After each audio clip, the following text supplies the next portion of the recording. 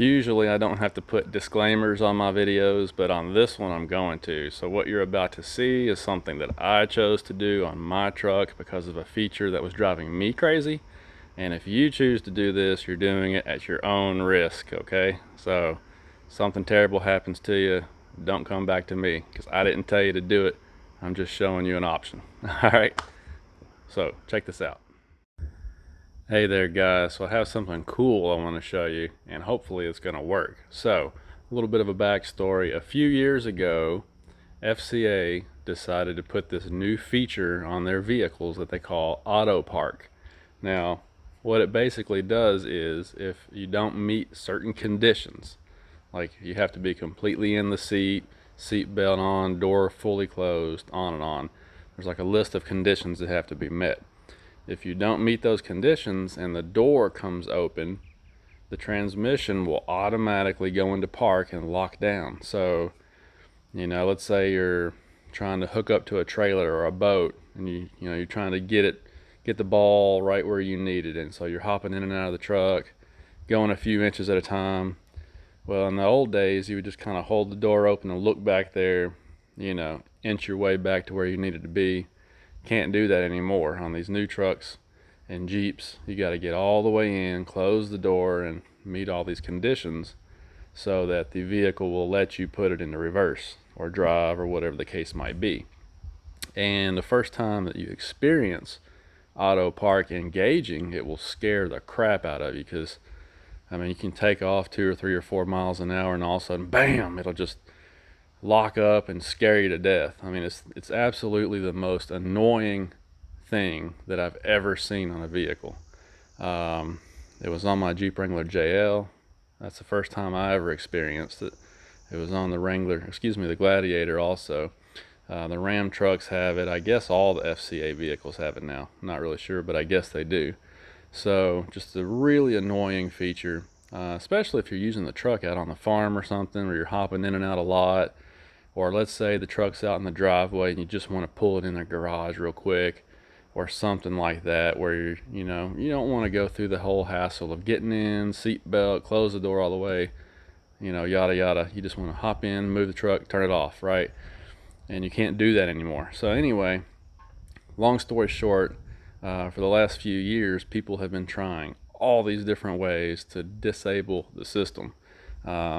At first, the taser would allow you to disable it on the Wrangler, but then somewhere along the way, like May or June of 2019, I think it was, could have been 2018, May or June of 2018, they updated the software.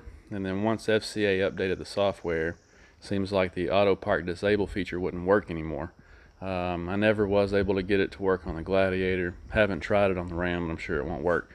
They've got, FCA has it so buried down in the code that it's almost impossible to disable it, even with a tuner. There's ways that you can like disable hood switches and various things to get it to go off, but none of those methods are really what you want to do. I mean, your hood pin switches and things are there for a reason. You don't really want to disable those. There's got to be a better way, right? Well, I think I figured something out that might work. So let me show you this. Alright, so I found this thing online that I hadn't thought of before. It's called a seatbelt extender, and basically this is for doing what it says, extending your seatbelt. Now, if you're a pretty good sized fella and you need a lot of extra length on your seatbelt, you can get these that have, some seatbelt length attached to them also. But excuse me, I didn't need all that. I just wanted the extender for the latch, basically, because the idea is if I take this and pop it into the seat belt here, then the switch in here that controls the AutoPark on and off hopefully will be defeated. You can leave this plugged in, use your seat belt like you normally would any other time, but it'll turn off the AutoPark, right? Well, let's try it and see. Now, when you buy these things, you have to make sure you're getting the right style and width and everything. This is a 7/8 of an inch width. It's got the same looking deal on the top as far as the latch goes as the factory one, so just got to make sure that everything jives there, and then boom, there you go. Now, in theory, since that's plugged in there, the truck sees this and thinks that the seat belt's actually plugged in, which will disable AutoPark in theory.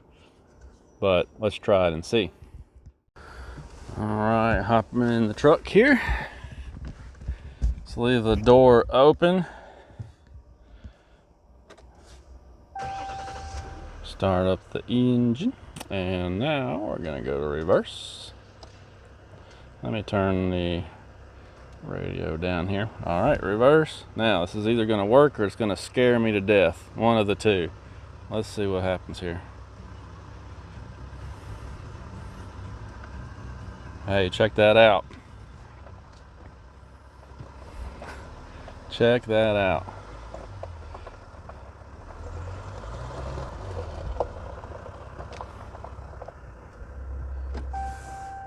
Put it in drive. It says vehicle not in park. Well, no, the vehicle's not in park because I don't want it to be in park. Interesting. Check that out. So you get the message on the dash that the vehicle's not in park, which I'm assuming is signaled to the dash by the fact that the door's not closed. So it sees that the door is open and it tells you, hey, you're not in park, but it does not activate the AutoPark feature though. Look at that. So if you wanted to, you could get in here, back up to a boat trailer, pull the truck in the garage real quick, whatever you wanted to do, just like the old days, you know, when you didn't have all these electronic nannies on your truck. You can still use it the way you used to be able to. Cool. All right, so that definitely works. As far as fitment goes, I mean, it doesn't really come up the hip a whole lot more because, again, I just got the solid one. I didn't get the one with all the extra webbing on it. So it's not too bad as far as fit goes. So there you go, guys. If you hate the AutoPark feature as bad as I do, and I mean, I just absolutely hate it. I hate any of these government mandated nannies on trucks because they make the assumption that people are too stupid to take care of ourselves. But anyway, if you hate AutoPark as bad as I do, there's a way that you can kill it for good. Simply, you know, it's real simple, real cheap, easy to do. You don't have to fool around with your truck. Just pop them in and go. So hopefully this will help you, give you some options or some ideas. And as always, I appreciate you guys watching the videos. Got some more things coming up, so stay tuned. Have a good night. Hey, something else I need to do, and I'm actually going to do it this week, is get an alignment. Now, I'm pretty bad about getting alignments. I don't think I've had an alignment done on one of my trucks in years. I just usually ignore it. But I'm going to go ahead and have this aligned. And the reason why is because, you know, this truck came from the factory with a North Edition package, which gives you the same suspension as the off-road group. So it sets a little bit higher than a stock 4x4, a standard 4x4, I mean, anyway. And then I put that leveling kit on there. So now you can see my A-arms have a little bit of an angle to them, and when I turn my wheels straight and go out in front of the truck and look at it, I can actually visually see that the camber is off. I mean, you can just look at the truck and tell. And so I think because of that, it's riding on these outer blocks more than it should be. And I think that that's contributing to some of the road noise, because these things are pretty quiet when I first put them on, and they're already starting to get a little road noise in them. With not many miles at all on them yet. And like I said, I think it's just because they're riding out here where they're not really designed to be riding. You know, this tire's designed to ride on this center circumferential groove or a ring of tread. I mean, so you need to have these things aligned properly and run the proper air pressure in them. And that's another thing too. My door sticker says 32 PSI, and I've got these at 38, but I don't know, it might not be enough for this particular tire on this big truck. So I might try to take the air pressure up a little bit too. But anyhow, gonna go get the alignment done sometime this week and play around with the pressures a little bit and see if I can get the road noise to go back out of these tires again, because everybody knows these are supposed to be really quiet tires, and the ones that that I've had before, my cousin has, are, they have been and are quiet tires, but for some reason on this particular one it's not.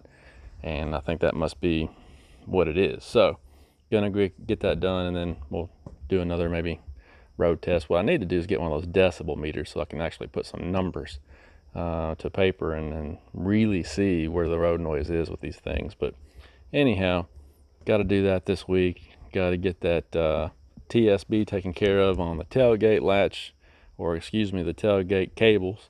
Got a few little things here we need to do, but I'll be updating you guys on that as I can get time to get it done. So what do you think, Nimbus? Don't care, do you? All right, guys. Be back later.